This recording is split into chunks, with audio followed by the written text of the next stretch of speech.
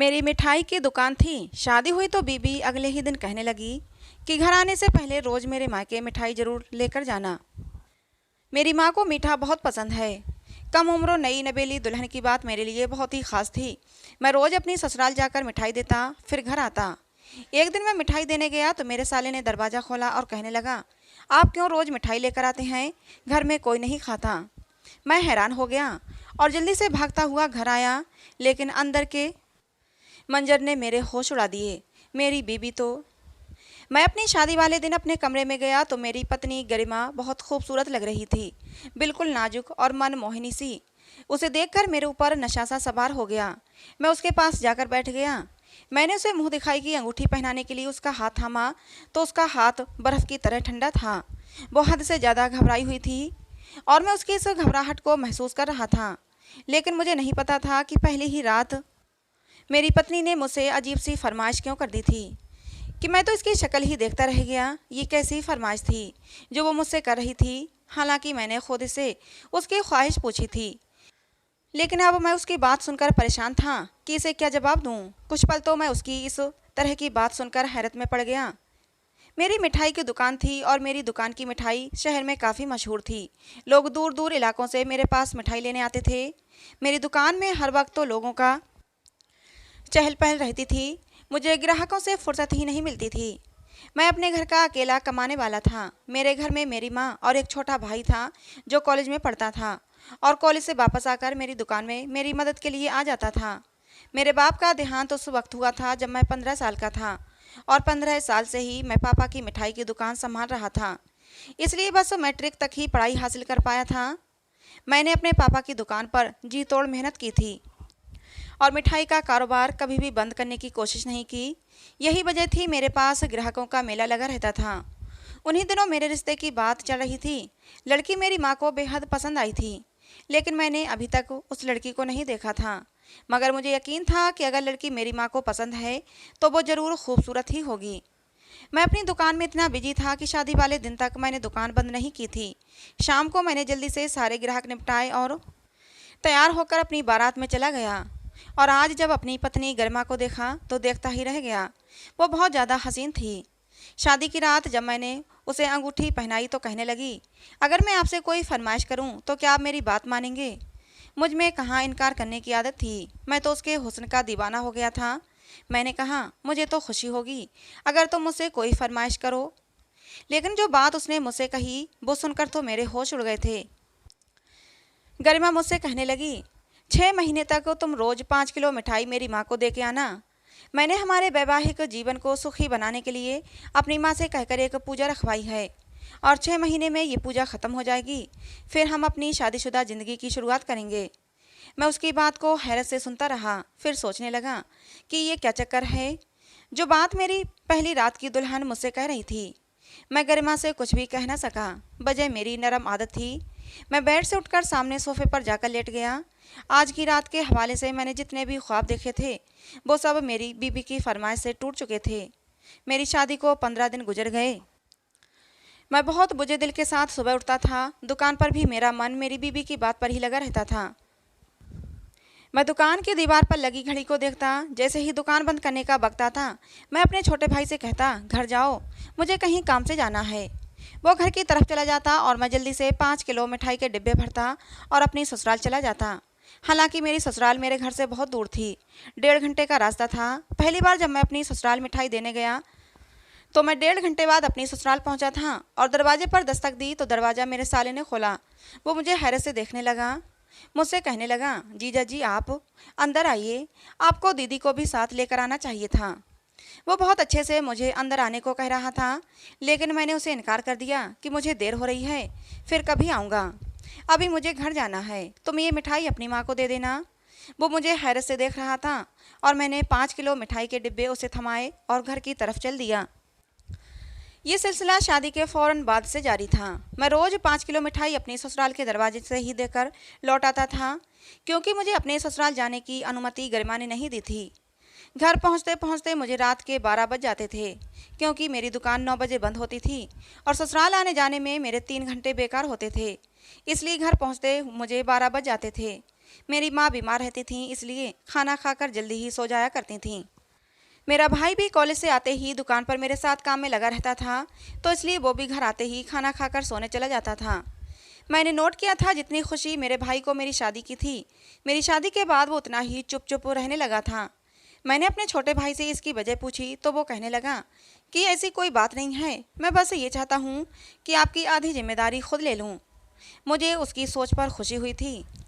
ससुराल से जब मैं घर पहुँचता तो गरिमा ही उठी हुई होती थी। एक सुंदर सी साड़ी पहने वो सज धज के दरवाज़ा खोलती थी, मुझे खाना गर्म करके देती थी, मुझसे कहती, आप बहुत अच्छे हैं जो मेरी बात मान गए। मैंने उसे मुस्कुराकर देखा और कहा, कोई बात नहीं, बस 6 महीने की तो बात है। आज तो गरिमा बहुत खूबसूरत लग रही थी। मेरा मन डोलने लगा। किचन में सब्जी गर्म कर रही थी, मैंने पीछे से उसे अपनी बाहों में भर लिया। जैसे ही मैंने उसे अपनी बाहों में भरा, वो मेरी बाहों में झटपटाने लगी। लेकिन मैंने गरिमा को नहीं छोड़ा। उसके कान के पास मुँह ले जाकर मैंने प्यार से कहा, गरिमा, पूजा तो पूरी होती ही रहेगी, क्यों ना आज हम अपनी शादीशुदा ज़िंदगी की शुरुआत कर ही डालें। बस अब और सब्र नहीं हो रहा। मेरी बात सुनकर गरिमा बहुत ज़्यादा डर गई थी। कहने लगी, नहीं नहीं, पहले पूजा ख़त्म होने दो, उसके बाद ही हम कुछ करेंगे। जब मैं किसी तरह नहीं माना तो उसने मेरे ऊपर एक राज और खोला। कहने लगी, हितेश, ये पूजा हमारी शादीशुदा ज़िंदगी की खुशियों के लिए नहीं, बल्कि एक और काम के लिए भी है। मैं हैरत से गरिमा का मुंह देखने लगा। मेरी पकड़ अब उस पर ढीली पड़ गई थी और वो मेरी बाहों से निकल गई। कहने लगी, मेरे ऊपर किसी भूत का साया है और उसी प्रेत को भगाने के लिए मेरी माँ ने ये पूजा रखी है। अगर इन 6 महीनों में तो मेरे पास भी आए तो वो हम दोनों को मार डालेगा। इसलिए मेरी माँ ने कहा है कि अगर मिठाई तुम्हारे पति की दुकान से आए तो इसका फल और अच्छा मिलेगा। वो भूत प्रेत जो भी है जल्दी ही भाग जाएगा।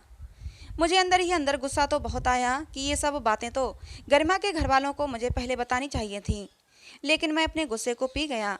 फिर अगले दिन मैं अलग कमरे में सोने लगा, क्योंकि गरिमा को देखते ही मेरे जज्बात बेकाबू होने लगते थे। गरिमा की एक बात मुझे पसंद थी कि उसने घर बहुत अच्छे से संभाल रखा था। उसका बर्ताव मेरी माँ के और मेरे भाई के साथ बहुत अच्छा था। उनका वो बहुत ख्याल रखती थी। आज जब मैं मिठाई ससुराल देकर घर पहुंचा तो मेरा भाई जाग रहा था और मेरी पत्नी से बातें कर रहा था। वो भी उससे हंस हंस कर बातें कर रही थी। मुझे देखकर मेरा भाई खामोश हो गया। गरिमा मेरे लिए खाना गर्म करने लगी। मैंने अपने छोटे भाई से पूछा कि तुम अभी तक सोए नहीं, तो वो कहने लगा, बस यूं ही नींद नहीं आ रही थी। फिर तो ये रोज़ का रूटीन बन गया। मैं जब भी घर आता, मेरा छोटा भाई और गरिमा बातों में बिजी होते थे। मुझे देखकर मेरा भाई अपने कमरे में चला जाता और गरिमा उठकर मेरे लिए खाना गर्म करने लग जाती। मेरा भाई और गरिमा 20 साल के ही थे, दोनों की उम्र बराबर थी। मुझे इस बात पर ऐतराज़ न था कि वो दोनों क्यों इतनी देर तक बातें करते हैं, लेकिन मेरे आते ही मेरे भाई का उठ जाना और गरिमा के चेहरे पर एक मुस्कान का रहना मेरी समझ से बाहर था। लेकिन एक दिन जो मैंने देखा, उससे मैं चकरा कर रह गया था। मैं घर आया तो हॉल बिल्कुल खाली था। मुझे गरिमा और मेरे भाई की बातों की आवाज़ें कमरे से आ रही थीं। मेरा कमरा बंद था। मुझे ये देखकर हैरत का झटका लगा था। भला इस वक्त मेरा भाई कमरे में क्या कर रहा है? मैंने जल्दी से दरवाजे के पास गया और उनकी बातें सुनने की कोशिश की। तभी मेरे कमरे का दरवाज़ा खुल गया। मेरा छोटा भाई मेरे कमरे से बाहर आ रहा था। मुझे देखकर उसके चेहरे की रंगत उड़ने लगी। वो मुझसे नज़रें चुराकर मेरे सामने से अपने कमरे में निकल गया। मैंने अंदर कमरे में देखा तो गरिमा इस बार अपने आंसू साफ कर रही थी। मुझे देखकर वो भी घबराई। ये सब देखकर तो मैं चकरा कर रह गया था। मैंने कहा, तुम्हें क्या हुआ है? और मेरा भाई हमारे कमरे में क्या कर रहा था? वो कहने लगी कि उसकी माँ बीमार हैं, इसलिए वो मेरे भाई से कह रही थी कि उसे उसके माँ के घर छोड़ दो, और वो कह रहा था कि आप भाई के साथ ही जाना। मैंने कहा, अगर ऐसी ही बात थी तो मुझसे पहले कहती, मैं तो रोज़ वहाँ मिठाई देने जाता हूँ, तुम्हें भी साथ ले जाता।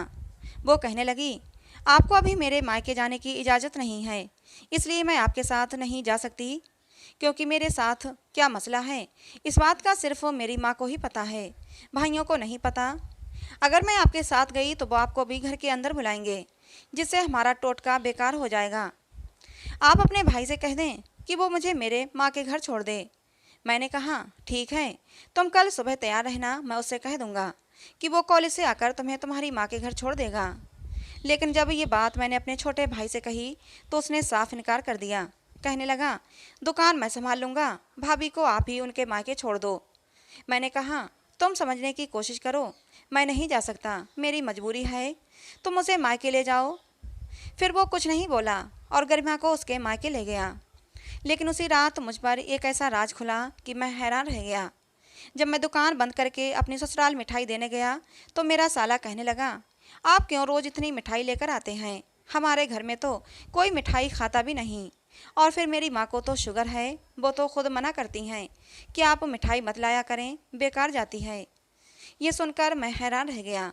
मिठाई तो गरिमा की पूजा पूरी करने के लिए लाता था और गरिमा की माँ को ये बात मालूम थी। फिर भला वो मिठाई लाने के लिए क्यों मना करती थीं? फिर वो कहने लगा, जीजा जी, अब आप हमारे अपने हैं, मुझे बहुत बुरा लगता है कि आप शादी के बाद से अब तक हमारे घर के अंदर नहीं आए, बाहर से ही चले जाते हैं। मेरी माँ मुझे डांट देती हैं कि क्यों हितेश को बाहर से ही भेज देते हो। मेरे लिए ये बात भी हैरान कर देने वाली थी, क्योंकि गरिमा की माँ तो वजह जानती थीं, फिर ये क्यों कह रही थीं कि उन्हें घर पर लेकर आओ। मैंने कहा, मैं कुछ व्यस्त हूँ, फिर कभी फुर्सत में आऊँगा तो बात करूँगा। ये कहकर मैं जाने लगा तो मुझे ख्याल आया कि मेरी पत्नी और मेरा भाई मेरी सास की तबीयत के लिए आए हुए हैं। फिर मुझे एहसास होने लगा कि ये क्या सोचेगा मेरा साला कि इसकी माँ बीमार है और मैंने तबीयत तक ना पूछी। मैं पलटकर वापस उसके दरवाजे पर चला गया। मैंने अपने साले से कहा कि आपकी माँ की तबीयत अब कैसी है? उन्हें क्या हुआ था? मेरे सवाल पर वो मुझे हैरत से देखने लगा। कहने लगा, मेरी माँ तो बिल्कुल ठीक है, उन्हें तो कुछ भी नहीं हुआ। ये सुनकर मुझे हैरत का झटका लगा। मैंने कहा, गरिमा यहाँ अपनी माँ से मिलने इसीलिए तो आई है। इस बात पर भी वो हैरत का इजहार करने लगा। कहने लगा, दीदी तो यहाँ नहीं आई, उन्होंने सिर्फ फ़ोन पर ही खैरियत मालूम की थी। इस बात ने तो मेरे होश उड़ा दिए थे। अगर वो यहाँ नहीं आई थी तो कहाँ गई थी? मैं वहाँ से वापस घर आ गया। जब घर आया तो माँ सो चुकी थी। मेरा दिमाग अजीब सी उलझन का शिकार था। गरिमा की बातें और उसके भाई की बात बहुत अलग थी। फिर उसकी माँ किस किस्म की औरत थी जो गरिमा के इलाज के लिए मुझसे ढेरों मिठाई मंगवाती थी और फिर इसे इलाज के लिए देने के बजाय घर पर रखकर ख़राब कर लेती थी और अपने बेटे से ये कहती कि मुझसे ये कह दे कि मैं मिठाई क्यों लाता हूँ। वो तो ऐसे बात कर रही थी जैसे कोई बात ही ना हो। और गरिमा जब उसकी माँ बीमार ही नहीं थी तो फिर मुझसे झूठ क्यों बोला और रात को क्यों रो रही थी कि उसकी माँ बहुत बीमार है? और अगर वो मायके नहीं गई फिर मेरे भाई के साथ कहाँ गई? एक के बाद एक सवाल मेरे अंदर घूमने लगे जो मुझे परेशान कर रहे थे। मैं अपना सिर अपने हाथों में लेकर बैठ गया। मुझे कुछ भी समझ नहीं आ रहा था। कुछ देर बाद ही दरवाज़ा खुला और गरिमा की महकती हुई खुशबू के साथ उसकी हंसी की आवाज़ पर मैं चौंक गया था। वो मेरे भाई से कह रही थी कि आज का दिन उसके लिए एक यादगार दिन था। वो दोनों एक साथ अंदर दाखिल हुए थे और मुझे देखकर दोनों ही घबरा गए थे। मुझे देखकर गरिमा के चेहरे का रंग उड़ गया था। कहने लगी, आप आ गए। मैंने उसे गौर से देखा, जिसका चेहरा झूठे नकाब से ढका हुआ था। उसके चेहरे पर अलग ही झूठ की परत चढ़ी हुई थी और मेरा भाई तो मुझे देखते ही अपने कमरे में जा चुका था। मैंने गरिमा से पूछा, तुम्हारी माँ की तबीयत अब कैसी है? मेरे सवाल पर वो कहने लगी, इतनी ठीक नहीं, बस मेरे लिए बहुत उदास थीं। पूरा दिन मुझसे बातें करती रहीं। वो तो मुझे आने भी नहीं दे रही थीं। लेकिन मैंने नहीं बताया कि मैं वहीं से आ रहा हूँ और तुम्हारे भाई से मेरी इस बारे में बात हो चुकी है। वो मुझसे खाने को पूछने लगी। साथ में ये भी कह रही थी कि भाभी ने मुझे खाना खिलाए बगैर जाने ही नहीं दिया, इसलिए मैं तो खाना खाकर आई हूँ। मैंने कहा, मुझे भूख नहीं है। ये कहकर मैं अपने कमरे में चला गया था। कितनी अजीब बात थी, वो मुझसे कितने आराम से झूठ पर झूठ बोल रही थी। वो दोपहर से मेरे भाई के साथ मायके जाने के लिए निकली और अब लौट रही थी रात के 11 बजे, जबकि वो मायके गई ही नहीं थी। फिर इतने घंटे वो बाहर मेरे भाई के साथ कहाँ थी? और इतनी खुश तो वो अपनी शादी वाले दिन भी नहीं थी। मैं क्या सोचता, कैसे गलत सोचता। अपनी पत्नी और वो मेरा भाई था, मेरा सगा भाई। इतना बड़ा धोखा वो दोनों मुझे कैसे दे सकते थे? और क्यों? मैं कमरे में आकर सिगरेट पीने लगा। मेरा दिलो दिमाग इस बात को मान ही नहीं रहा था जो मेरी आंखें मेरे भाई के बारे में देख चुकी थीं। मैं जब ये सोचता तो मुझे अफसोस होने लगता। 15 साल की उम्र में मेरे बाप का देहांत हुआ था। उस वक्त मैं 10वीं में था, लेकिन बाप के देहांत की वजह से पेपर भी नहीं दिए थे और दुकान की जिम्मेदारी संभालने के साथ साथ अपनी माँ और अपने भाई को भी संभाला था। मैंने अपनी पढ़ाई की कुर्बानी दी ताकि मेरा छोटा भाई पढ़ाई लिखाई हासिल कर ले। मैंने खुद पर आराम सुकून सब ख़त्म कर लिया ताकि मेरा भाई सुकून की ज़िंदगी गुजार सके, और उसने मेरे ही घर पर डाका डाल दिया था। मेरी आंखों से आंसू बहने लगे। न जाने क्यों मुझे इस बात का इतना दुख था कि मैं फूट फूट कर रोने लगा था। ऐसे बेकल होकर रो रहा था। इतना तो मैं उस वक्त भी नहीं रोया था जब मेरे पिताजी का देहांत हुआ था। हालांकि मुझे बहुत सदमा पहुंचा था। मेरे सर से मेरा साया छिन गया था। रोते हुए अपने छोटे भाई को गले लगाकर मैंने कहा था, तुम ये ना समझना कि तुम अनाथ हो गए हो, मैं हूँ तुम्हारा बाप। अपने आंसू मैंने अपनी आंखों में ही नहीं आने दिए थे, अपने अंदर ही कहीं भर लिए थे। अपनी माँ को एक पल के लिए भी अकेला नहीं छोड़ा था, ना ही अपने बाप के नाम को डुबोया, बल्कि मिठाई का कारोबार भी गिरने नहीं दिया। मैंने अपने बाप की मौत के बाद खुद को उनकी जगह रखकर सोचना शुरू कर दिया था। न किसी लड़की की तरफ आंख उठाकर देखा, न दोस्ती की। जब शादी हुई तो गरिमा को देखकर मुझे लगा कि मेरे सब्र का फल मुझे मिल गया, लेकिन गरिमा ने तो मुझे एक दिन भी अपनी मोहब्बत से भिगोया नहीं था। पता नहीं क्यों मुझे देखकर उसके चेहरे पर एक नागवारी सी छाने लगती थी। पहले तो मैं ये समझता था कि उसके गुस्से की बजाय वो प्रेत आत्मा है जो उस पर आया हुआ है, इसलिए मुझे देखते ही गरिमा ऐसा जाहिर करती है। लेकिन आज तो वो बेहद खुश थी और उसकी खुशी ने मेरा बचा खुचा सुख चैन तक छीन लिया था। मुझे लगा मेरे बाप आज ही मुझे छोड़कर गए हैं। मैं थक चुका था सबको संभालते संभालते और उनकी जिंदगियां बनाते बनाते, और मेरे हाथ क्या आया था जिल्लत, अकेलापन। मेरी बेचैनी बढ़ती जा रही थी और इसी बेचैनी में मैंने कमरे का सामान फेंकना शुरू कर दिया। ऐसा लग रहा था जैसे मेरे दिमाग की नसें फट जाएंगी। जिस भाई के लिए मैंने अपना सब कुछ कुर्बान कर दिया, उसने ही मेरी पीठ में छुरा घोंप दिया था। सामान गिरने की आवाज़ सुनकर अमित और मेरी माँ कमरे में आ गए थे। मेरी हालत देखकर दोनों डर गए। मम्मी घबराकर आगे बढ़ी थीं और मुझे रोकते हुए बोली, हितेश, तुम पागल हो गए हो क्या? तुम्हें क्या हो गया है? अमित भी रुआंसा हो गया था। उसने आगे बढ़कर मुझे पकड़ लिया और पूछने लगा, भाई आप ये सब क्यों कर रहे हैं? अगर आपको कोई परेशानी है तो प्लीज़ बताइए, ऐसे अंदर ही अंदर अकेले मत तड़पिए। मैंने अमित को खून भरी नज़रों से देखा। जी चाहा उसके मुंह पर एक थप्पड़ मार दूं। मेरी घुटन और तड़प की वजह तो तुम ही हो अमित, मैंने अपने दिल में सोचा। इतना शोर सुनकर गरिमा भी कमरे में आ गई थी, लेकिन वो चुपचाप खड़ी रही। मम्मी काफ़ी देर तक मेरा सर सहलाती रहीं, समझाने लगी कि ज़्यादा काम का प्रेशर मत लो, कुछ काम अमित से भी करवाओ, उसे भी अपनी जिम्मेदारी संभालने दो। लेकिन मैं मम्मी को कैसे बताता ये प्रेशर काम का नहीं, कुछ और ही प्रेशर है। पता नहीं मैं कब नींद की आगोश में चला गया। सुबह आँख खुली, काफ़ी देर हो चुकी थी। अमित तो कॉलेज जाने के लिए तैयार था। मैंने महसूस किया कि जैसे अमित मुझसे नजरें चुरा रहा था। मम्मी और गरिमा किचन में थीं। मैं और अमित नाश्ते की टेबल पर बैठे नाश्ता कर रहे थे कि तभी अमित की बात सुनकर मैं हक्का बक्का रह गया। अमित बोला, भाई आप गरिमा को तलाक दे दो। ये तो मुझे पता था कि दोनों मेरे पीठ पीछे क्या क्या गुल खिला रहे हैं, लेकिन अमित यूँ अचानक मेरे सामने खुलकर आ जाएगा, मुझे इसका अंदाज़ा बिल्कुल नहीं था। मैंने कड़वाहट से कहा, गरिमा को तलाक दे दूँ जिससे कि तुम्हारा रास्ता साफ हो जाए। मेरी बात सुनकर अमित की आंखों में आंसू आ गए। कहने लगा, भाई आप मुझे गलत समझ रहे हैं और आपकी ये गलतफहमी बर्दाश्त नहीं कर सकता। अगर आप सच जानना चाहते हैं तो आज अपनी ससुराल में मिठाई देने की बजाय सीधा घर आ जाना, आपको सारी सच्चाई पता चल जाएगी। सच्चाई जानने के लिए तो मैं भी बेचैन था। पूरा दिन मेरा काम में मन नहीं लगा, जैसे तैसे करके दिन गुजरा। कॉलेज के बाद आज अमित दुकान पर नहीं आया था। 9 बजे ही मैं सीधा घर की तरफ चल दिया, और घर पहुंचने पर जो कुछ मैंने देखा उससे मेरे शरीर में फिर से गुस्से की चिंगारियां भरने लगीं। अमित और गरिमा एक ही कमरे में थे। दोनों के बोलने की आवाज़ें बाहर तक आ रही थीं। मम्मी खाना खाने के बाद अपनी दवा लेकर सो गई थीं।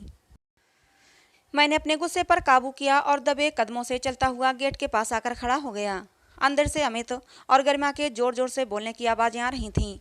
ऐसा लग रहा था जैसे वो किसी बात पर बहस कर रहे थे। अमित बोला, गरिमा तुम जो कुछ भी कर रही हो ये गलत है। तुम्हें भाई को धोखा नहीं देना चाहिए। तुम्हें तो भगवान को धन्यवाद देना चाहिए कि तुम्हें भाई जैसा पति मिला। अमित की बात पर गरिमा गुस्से से बोली थी, नहीं चाहिए मुझे तुम्हारे भाई जैसा पति, मुझे तो सिर्फ तुम चाहिए।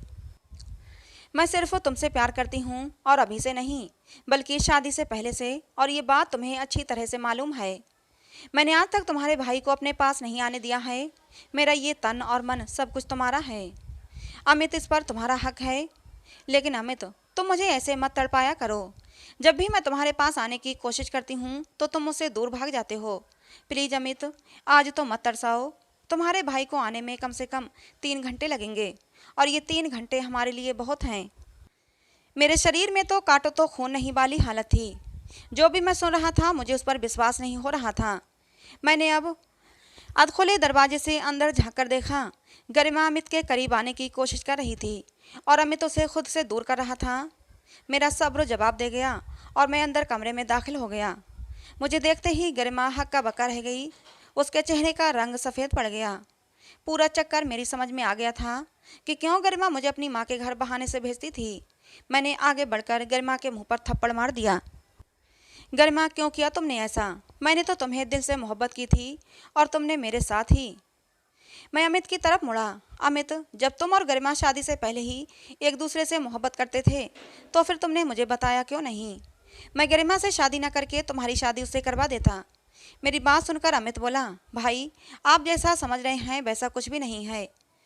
जो कॉलेज में मैं पढ़ता हूँ, जिस बस से मैं जाता हूँ, उसी बस से गरिमा भी अपने कॉलेज जाया करती थी। पता नहीं कब गरिमा मुझसे प्यार कर बैठी, लेकिन मेरे दिल में गरिमा के लिए कुछ भी नहीं था। और शादी के बाद गरिमा मुझे ब्लैकमेल करने लगी। कहती थी, अमित अगर तुम मेरी मोहब्बत को एक्सेप्ट नहीं करोगे तो मैं तुम्हारे भाई से कहूँगी कि तुम मेरे साथ ज़बरदस्ती करते हो और मेरी इज्जत से। शुरू शुरू में तो मैं गरिमा से दूर भागता रहा और ये सोचकर डर भी जाता था कि कहीं गरिमा सचमुच आपके सामने मुझे बदनाम ना कर दे। लेकिन जब गरिमा मेरे पास आने की, मेरे करीब आने की कोशिश करती तो मुझे अब उससे घिन आने लगती थी। धीरे धीरे मैं समझ गया था कि गरिमा जैसी लड़की हमारे घर की इज्जत बनने के लायक नहीं है। वो मेरे हीरा जैसे भाई की बीवी बनने के लायक नहीं। और इसीलिए मैंने आपसे कहा था कि आप गरिमा से तलाक ले लो, लेकिन आप मेरी बात का गलत मतलब ले बैठे। सारी हकीकत खुलकर सामने आ गई थी। खुद से नफरत होने लगी थी कि अपने भाई पर शक किया और कल की आई लड़की पर भरोसा कर बैठा। मैंने नफरत भरी नज़रों से गरिमा को देखा तो वो चुपचाप खड़ी थी। उसके चेहरे पर कोई मलाल नहीं था। बेशर्मी से कहने लगी, हाँ तो इसमें गलत क्या है? मैं अमित से मोहब्बत करती हूँ, तुमसे नहीं। मैंने गुस्से से कहा, गरिमा गलत मोहब्बत करना नहीं होता, उसे गलत तरीके से हासिल करना गलत होता है। अगर तुम्हें अमित से मोहब्बत थी तो जायज़ तरीके से उससे शादी करती, तब तुम्हारी मोहब्बत पाक साफ होती। लेकिन अब तो ये मोहब्बत नहीं, गंदगी है, और ये गंदगी मैं अपने घर में बर्दाश्त नहीं करूँगा। मैं तुम्हें अपनी पत्नी स्वीकार नहीं करता, तुम मेरे घर से जा सकती हो। मेरी बात सुनकर गरिमा सकपका गई। शायद उसे उम्मीद नहीं थी कि मैं इतनी जल्दी इतना बड़ा फैसला ले लूँगा।